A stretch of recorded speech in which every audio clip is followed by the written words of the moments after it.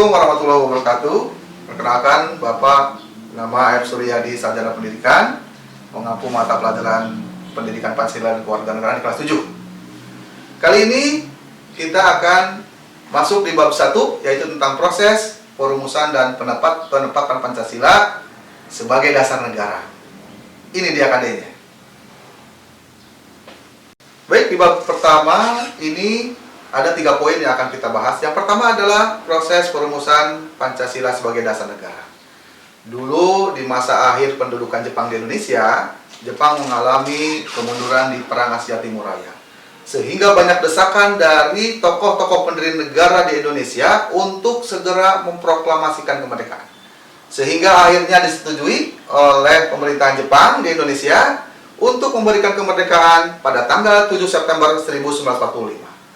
Tapi hal tersebut menimbulkan ketidakpuasan di antara golongan-golongan muda tokoh negara Republik Indonesia. Sehingga Jepang akhirnya mendirikan atau membentuk Badan Penyelidikan Usaha-usaha Persiapan Kemerdekaan Indonesia yang dalam bahasa Jepangnya adalah Dokuritsu Junbi Chosokai. Jumlah anggotanya adalah 62 orang dan diketuai oleh Dr. KRT Rajiman Widyodiningrat. Ini dia fotonya. Nah, sekarang kita perhatikan tugas dari BPUPKI. Jelas dari namanya saja bahwa BPUPKI bertugas untuk mempersiapkan atau menyelidiki segala sesuatunya yang berkaitan dengan pendirian negara Indonesia Merdeka baru. Kemudian BPUPKI mengadakan 2 kali sidang. Sidang yang pertama itu pada tanggal 28 Mei sampai 1 Juni 1945 yang dilaksanakan di Gedung Chosangiin yang sekarang menjadi Gedung Pancasila. Nah, apa yang dibahas di sidang pertama ini? Yang pertama jelas konsep daripada dasar negara kita. Pada sidang tersebut ada 3 pembicara tokoh negara Indonesia. Yang pertama yaitu Profesor Muhammad Yamin yang berbicara di forum tersebut pada tanggal 29 Mei 1945. Konsep negaranya dibeberkan. Ini dia konsepnya. Kemudian di sidang tersebut juga berbicara Profesor Mr. Supomo yang berbicara pada tanggal 31 Mei 1945. Ini dia konsep beliau. Kemudian pada tanggal 1 Juni 1945, giliran Insinyur Soekarno mengemukakan konsepnya. Beliau adalah tokoh yang luar biasa. Dia itu mengakumulasi dari pembicaraan beliau, Muhammad Yamin dan Mr. Supomo.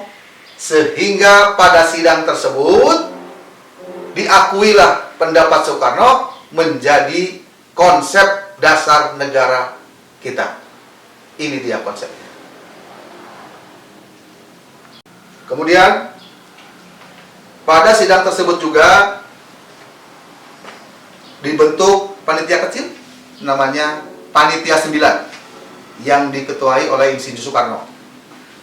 Apa hasilnya? Pada tanggal 22 Juni 1945 terbentuklah Jakarta Charter atau Piagam Jakarta, di mana di dalamnya terdapat konsep dasar negara dan rancangan pembukaan Undang-Undang Dasar. Poin kedua yaitu proses penetapan dasar negara.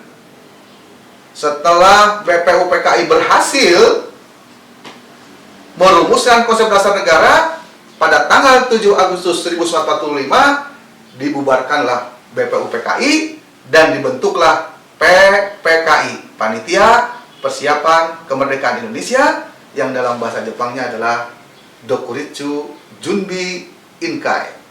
Kemudian setelah itu PPKI bersidang 2 kali. Yang pertama pada tanggal 18 Agustus 1945. Dihasilkanlah dari sidang tersebut yang pertama yaitu menetapkan Undang-Undang Dasar 1945 sebagai konstitusi negara. Yang kedua, memilih Insinyur Soekarno sebagai Presiden Republik Indonesia pertama dan Dr. Andes Muhammad Hatta sebagai Wakil Presiden Indonesia yang pertama. Dan yang ketiga, yaitu membentuk Komite Nasional Indonesia Pusat sebagai pembantu Presiden. Pada sidang yang kedua, keesokan harinya tanggal 19 Agustus 1945, PPKI bersidang yang kedua membahas tentang wilayah NKRI dan memilih menteri-menteri yang masuk kepada KNIP sebagai pembantu Presiden. Di poin terakhir, yaitu tentang apa sih yang bisa kita teladani dari para pendiri negara tersebut. Ada dua. Yang pertama, yaitu nilai-nilai nasionalisme. Yang kedua, nilai-nilai patriotisme. Nah, perlu siswa-siswi sekalian ketahui bahwa nilai nasionalisme itu adalah nilai cinta kepada bangsa atau rakyat. Dan yang kedua, nilai patriotisme itu adalah nilai kecintaan kepada negara atau tanah air. Nah, apa sih yang bisa kita teladani dan bisa kita lakukan selaku pelajar untuk meneladani sikap-sikap positif daripada para pendiri negara? Jelas yang pertama adalah adik-adik atau siswa-siswa sekalian bisa menimbulkan rasa empati atau simpati kita. Misal contoh kecil, ketika kita menemui duri di jalanan, itu bisa kita ambil untuk menyelamatkan orang yang lain. Bisa juga kalau ada teman yang kesusahan, kita bantu semampu kita. Itu akan menimbulkan nilai nasionalisme.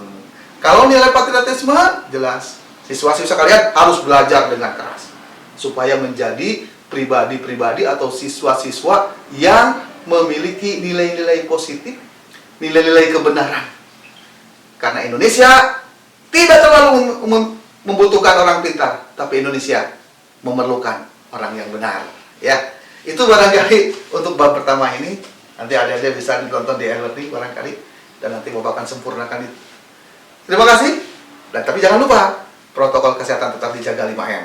Ya, memakai masker, menjaga jarak, mencuci tangan dengan sabun dan air mengalir, menghindari kerumunan, dan mengurangi mobilitas.